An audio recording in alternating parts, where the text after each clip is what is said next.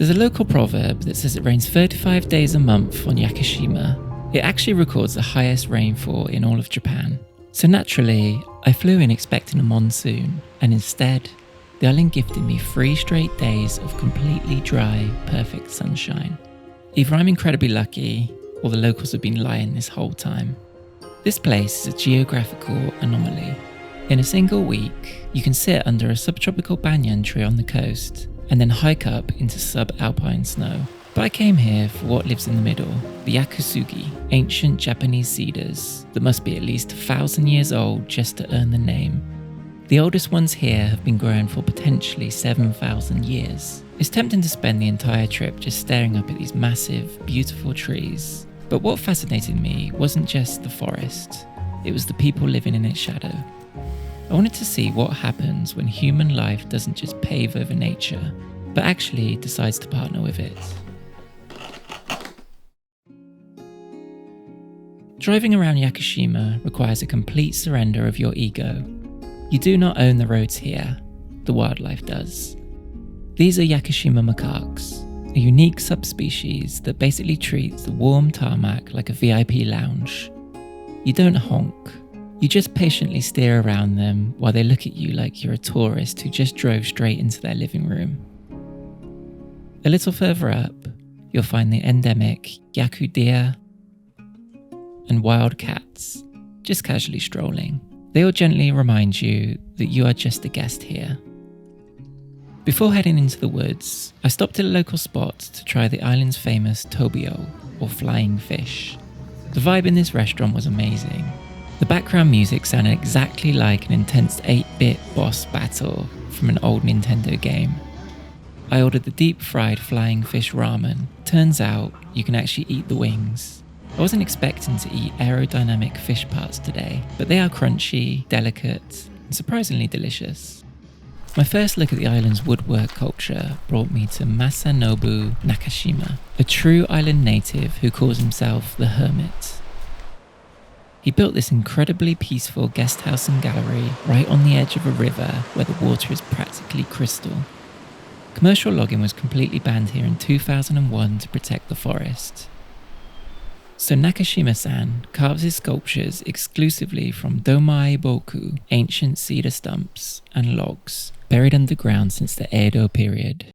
Because the island is so humid, the cedar resin is incredibly dense, meaning these logs can sit in the wet earth for centuries without rotting. He kindly offered to teach me how to carve my own cedar chopsticks.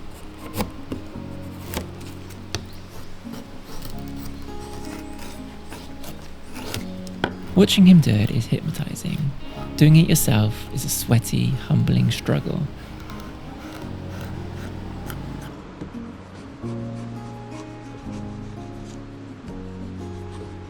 By the time I awkwardly shaved down one single chopstick, he could have mass-produced a dozen. I deeply appreciate his patience because I clearly missed my calling as a master carpenter.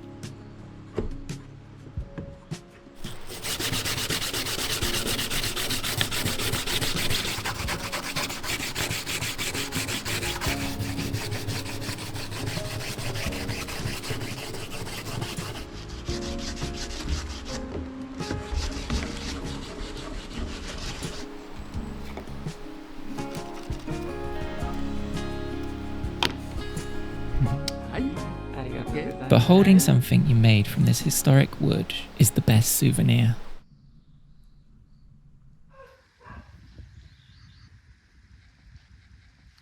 You can smell Masayuki Yamashita's workshop before you even see it.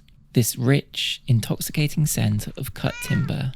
He's a ceramic artist who moved here from Kyoto in the early 80s, and his studio, Hanii Gama, feels like a living, breathing ecosystem, complete with a resident cat.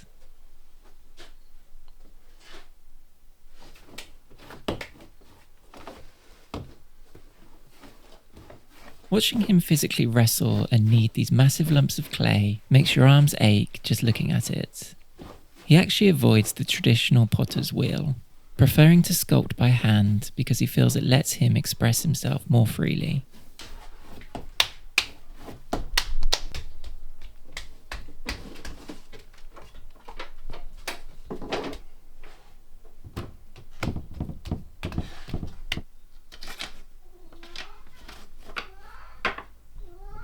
To make his plates, he uses this brilliantly simple, low-tech method.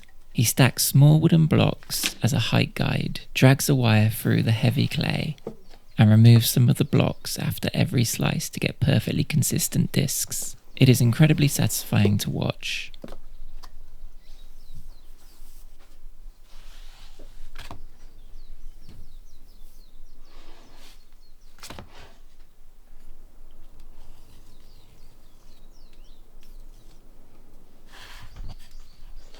Walking through his gallery, you can see exactly what he means by self-expression. His unglazed pottery completely reflects the raw nature of the island. He takes the local earth and hand sculpts these bold, textured designs, many of them inspired by the sea turtles and wild deer that roam just outside his door. The beautiful, rustic finish on these pieces actually comes naturally from the wood ash during firing.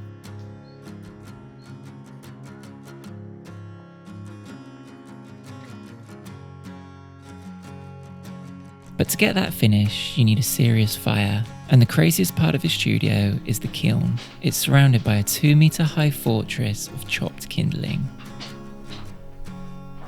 Reaching the extreme temperatures to glaze his pottery requires an absurd amount of wood, but he refuses to cut down a single living tree. Instead, he waits for the island's brutal storms.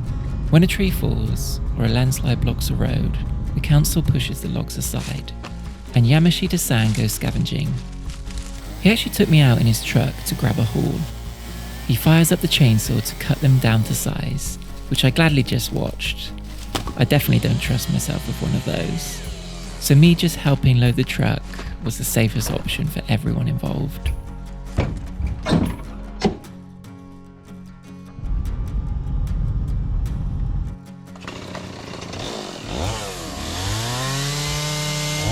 Today we're chopping wood.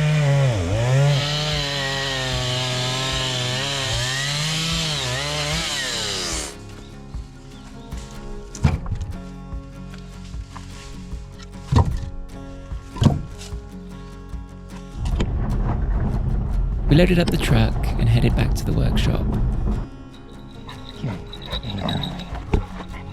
where he fired up a heavy-duty hydraulic wood splitter.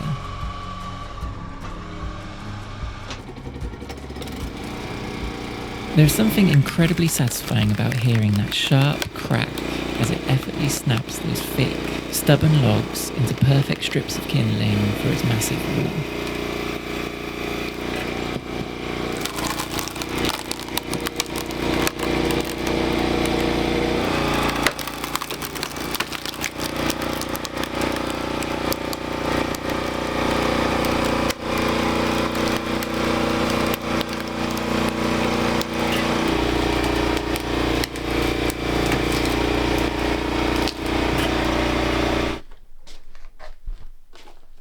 After a solid shift of hard work, we ended the day with warabi mochi and cold tea served from his handmade ceramics. Forest debris turned into fire, turned into art. To understand the forest, you have to realise what it's growing on. I think this is my favourite spot on the island.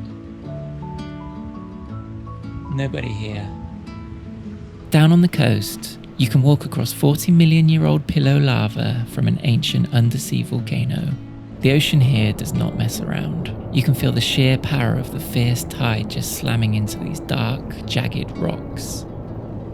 But safely tucked just behind those crashing waves are these massive, crystal-clear tide pools. They're basically natural aquariums. Look just beneath the surface and you'll see they are completely teeming with crabs, tiny tropical fish, and marine life perfectly adapted to this ancient volcanic maze. Just a short drive down the road from that intense, rocky coast is a pristine white sand beach that serves as the most vital nesting site for loggerhead sea turtles in the entire North Pacific.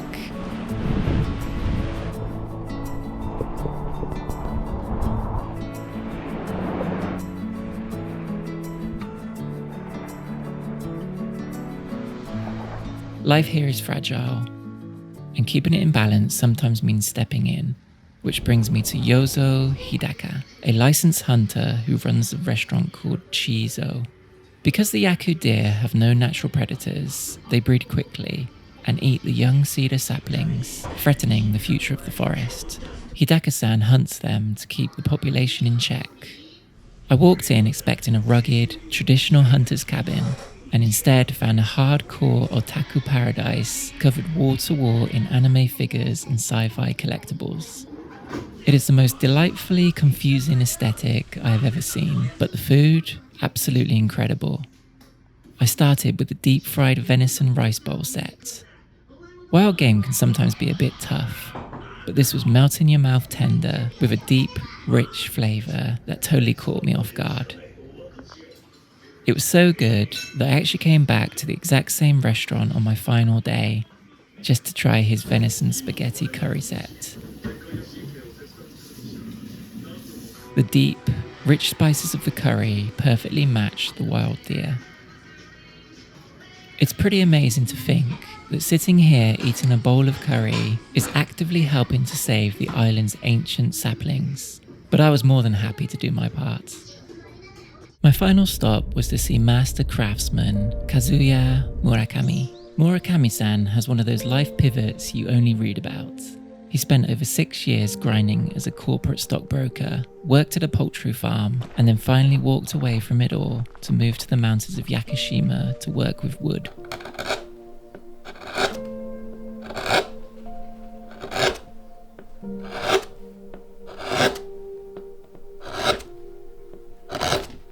He built his entire workshop by hand. Walking inside is a stark contrast to the wild, tangled forest outside. It is meticulously clean, organised, and perfectly quiet. Watching him carve a plate with a hand chisel is pure meditation. There's no rush. He just works directly with the grain, letting the timber dictate the final shape.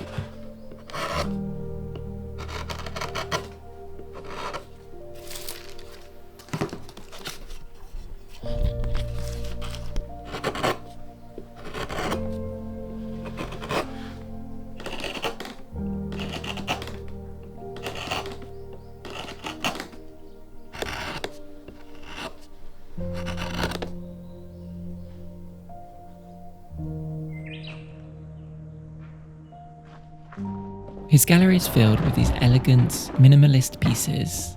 Because the island strictly protects its ancient giants, he relies entirely on sustainably planted local cedar, alongside other responsibly sourced hardwoods. It's a craft built on total respect for the rules of the forest. Before leaving, I brought a small, beautifully carved wooden bowl, fork, and spoon for my daughter. Taking a piece of sustainable island timber, crafted by a guy who left the corporate grind to find peace, and bringing it home for my child's morning breakfast, it just felt right. Wandering through these massive, twisted banyan trees before heading home, it hit me how unique this ecosystem really is. Even the island's electricity is 99% green hydropower, generated entirely by all that rain and the rushing rivers. It's easy to look at a place like Yakushima and just see a beautiful forest, but what it really is a masterclass in coexistence. The people here don't try to conquer the landscape. In a world obsessed with leaving a mark, the people of Yakushima have found peace in just learning how to listen. Long after we're gone, these ancient giants will still be standing. For now, the islanders are just proud to keep them company.